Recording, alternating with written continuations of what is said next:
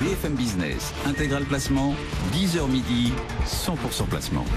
Et pour débuter au mieux cette année 2018 en termes patrimonial, on accueille José Fernandez. Bonjour José. Bonjour Cédric. Merci de nous avoir rejoint, directeur commercial de l'UFF. C'est donc parti pour cette année 2018. Dans quel cadre on se place pour la débuter cette année ? Alors on a passé une excellente année boursière après une année boursière 2016 qui était un tout petit peu compliquée, même si le CAC a fini avec une croissance intéressante. On a surtout depuis très longtemps, on n'avait pas vu une loi de finances aussi dense, avec autant de nouveautés, qui change la donne, on vient d'en parler, la baisse de la fiscalité des placements, on rebat un peu les cartes. Donc voilà, c'est un pas de surprise constitutionnelle en plus. Pas de surprise constitutionnelle, pas de remise en cause. Bon, voilà. Donc effectivement, c'est une année qui est bien chargée. Du coup, pour commencer cette année, patrimonialement, on s'appuie sur quel type de stratégie, sur quel type de produit selon vous ? Alors, on le dit souvent sur cette antenne, même si on a une modification de la fiscalité, le placement ne doit pas avoir comme finalité la fiscalité, ça doit être la cerise sur le gâteau. On a des besoins patrimoniaux, il faut se projeter, on a des placements à sa disposition, il faut les allouer. Et puis ensuite, la fiscalité, on va dire que, bon, à la marge, on peut faire quelques arbitrages. La loi de finances, elle n'a pas changé fondamentalement la grande hiérarchie des placements, les grandes caractéristiques. À part peut-être si on est à l'ISF et qu'on a de l'immobilier, bon, on peut se poser la question. Pour le reste, on va dire que c'est un peu assez traditionnel. Ça veut dire que, je les prends pêle-mêle, assurance vie ou PEA ou tout ça, ça reste SCPI, pierre papier. Absolument. Ça reste. Absolument. Ce sont les valeurs sûres, on va le revoir, mais effectivement, le PEA, l'assurance vie ou la SCPI, puisque les trois qu'on a choisi de parler aujourd'hui, ça reste des valeurs sûres, ça reste des placements qu'on doit avoir dans son patrimoine. Commençons par le PEA. Pourquoi, selon vous, il faut toujours jouer cette enveloppe-là ? Alors, les actions, on le sait, sur le long terme, c'est quand même ce qui se rapporte le mieux.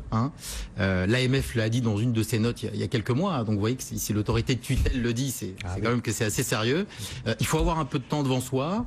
Et puis, surtout, il faut gérer ça de manière un peu active. Le PEA, c'est un peu le mal aimé depuis les années 2000, avec les différentes crises.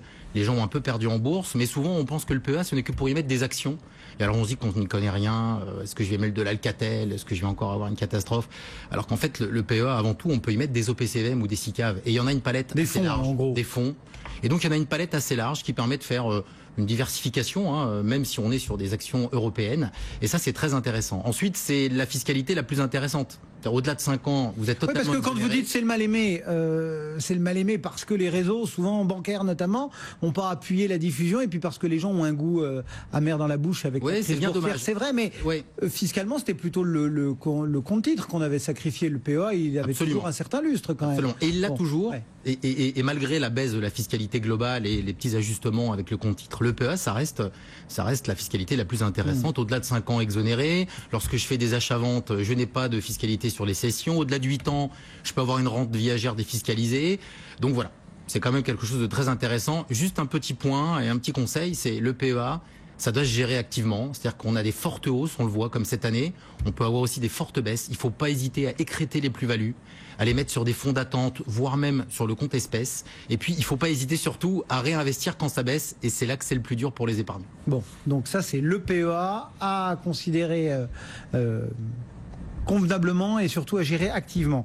L'assurance vie, vous l'aviez dit, on a eu beaucoup de questions sur l'assurance vie, notamment avec toute la montée de la loi de finances, etc. Au final, qu'est-ce qu'on retient et comment on l'appréhende un peu cette assurance vie du coup ? Au final, ça accouche un peu d'une souris quand même, parce qu'on va pas refaire en 7 minutes, on ne pourra pas refaire toute la fiscalité. C'est une gentille souris. C'est une gentille souris qui aime le fromage, mais... la question, c'est, il faut savoir à quelle date a été ouvert le contrat, à quelle date a été fait le versement, et si on dépasse les 150 000 euros de cumul de versement. Donc croyez-moi, ça fait un tableau à triple entrée. Pour y voir clair, il faut quand même demander à un spécialiste. En synthèse, ça reste toujours très intéressant en cas de retrait. Il ne faut pas oublier que lorsqu'on retire de l'argent de l'assurance vie, tout le monde imagine qu'on fiscalise le montant du retrait. Et ce n'est pas vrai. Le retrait, il a une part de capital, du versement que vous avez effectué, et puis il a une part de plus-value. C'est cette part de plus-value qu'on taxe. Donc, si vous voulez, on est sur des montants qui n'ont rien à voir avec ce qu'on peut imaginer. Hélas, d'ailleurs. On aimerait avoir des plus-values. Hélas, d'ailleurs. Effectivement, vu cet angle-là.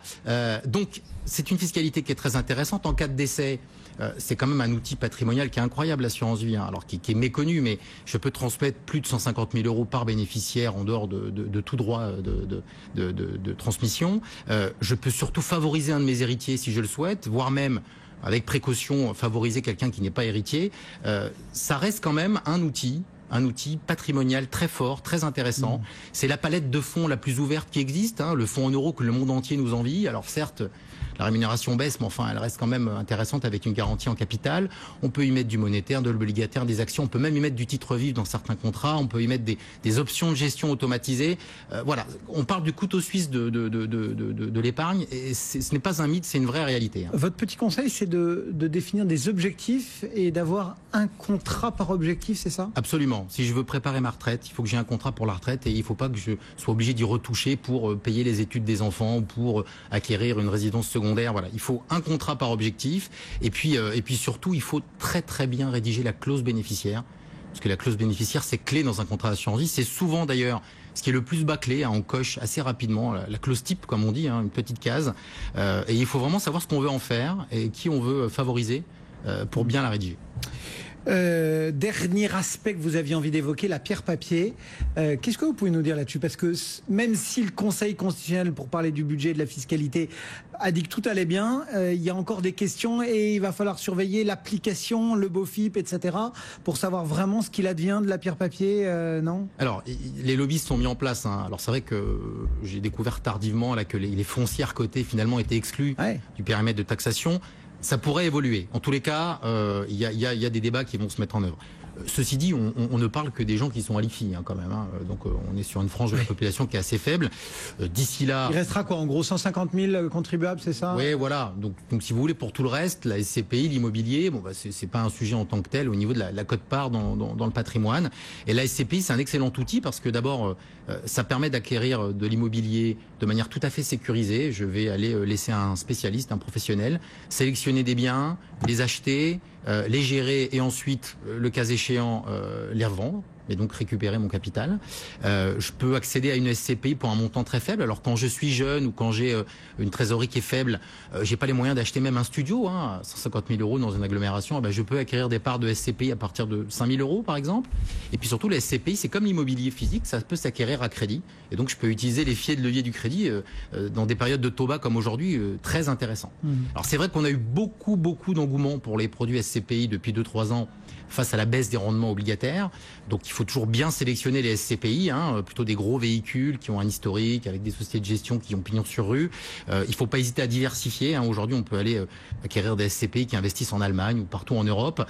Et puis, c'est quand même un rendement qui est quand même très intéressant parce que même si lui aussi est en baisse depuis quelques années, on tourne autour de 4%, 4,5% brut. Hein. Une fois la fiscalité déduite, ça nous laisse quand même un rendement très intéressant. Et ça, sur la place, il n'y a pas tellement d'équivalent. Donc c'est un couple rendement-risque qui est très intéressant. Eh bien voilà quelques bons conseils signés par l'UFF et José Fernandez. Merci beaucoup. À très bientôt sur le plateau d'Intégral Placement. Et on continuera.